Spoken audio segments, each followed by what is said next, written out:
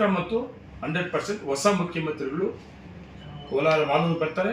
ಅದ್ರ ಜೊತೆಗೆ ಅವ್ರ ಜೊತೆಯಲ್ಲಿ ಸಿದ್ದರಾಮಣ್ಣವ್ರು ಕೂಡ ಜೊತೆಲಿ ಕಾರ್ಯಕ್ರಮ ಕರೆಸ್ತೀವಿ. DK ಶಿವಕುಮಾರ್ ಅವರನ್ನು ನಾನು ಮಾತಾಡಿದೆ ಕರ್ನಾಟಕ ಭವನ್ ಡೆಲ್ಲಿನಲ್ಲಿ 8ನೇ ತಾರೀಕು ತರ ಫಿಕ್ಸ್ ಆಗಿತ್ತು. 8ನೇ ತಾರೀಕು ಎಲ್ಲ ನಾವು ಪ್ರಿಪೇರ್ ಆಗಿದ್ದೀವಿ. ಒಂದು ದೊಡ್ಡ ಕಾರ್ಯಕ್ರಮ ಮಾಡಬೇಕು. 3200 ಕೋಟಿ ರೂಪಾಯಿ ವರ್ಕ್ಸ್ ಗುದ್ದಿ ಪೂಜೆ ಮತ್ತು ಉದ್ಘಾಟನೆ ಇದೆ ಅಂತೇಳಿ ಮುಖ್ಯಮಂತ್ರಿ DK ಶಿವಕುಮಾರ್ ಅವರನ್ನು ಕೇಳಿದೆ.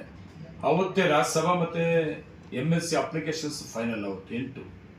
ಅದನ್ನ 8ನೇ ತಾರೀಕು ಬೇಡ, 8ನೇ ತಾರೀಕು ಬಿಟ್ಟು ನಾನು ಒಂದು ಡೇಟ್ ಕೊಡ್ತೀನಿ ಅಂತ ಹೇಳಿದ್ದಾರೆ. ನನ್ನ ಪ್ರಕಾರ 8ನೇ ತಾರೀಕು ಕಾರ್ಯಕ್ರಮ ಇಲ್ಲ ನನ್ನ ಪ್ರಕಾರ ಅಲ್ಲ. ಅವತ್ತು 8ನೇ ತಾರೀಕು ಇಲ್ಲ, ಒಂದು 5-6 ದಿವಸ ಡಿಫರೆನ್ಸ್ ಆಗೋದು. ಒಂದು ಡೇಟ್ ಕೊಡ್ತಾರೆ.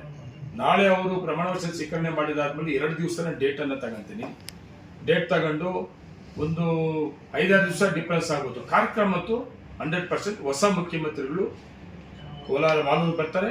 ಅದ್ರ ಜೊತೆಗೆ ಅವ್ರ ಜೊತೆಯಲ್ಲಿ ಸಿದ್ದರಾಮಣ್ಣವ್ರು ಕೂಡ ಜೊತೆಲಿ ಕಾರ್ಯಕ್ರಮ ಕರೆಸ್ತೀವಿ. ಇದು ಡೈರಿ ನೆಕ್ಸ್ಟ್ ಡೈರಿ ಇನ್ನು 1.5 ತಿಂಗಳೇ ಇದೆ.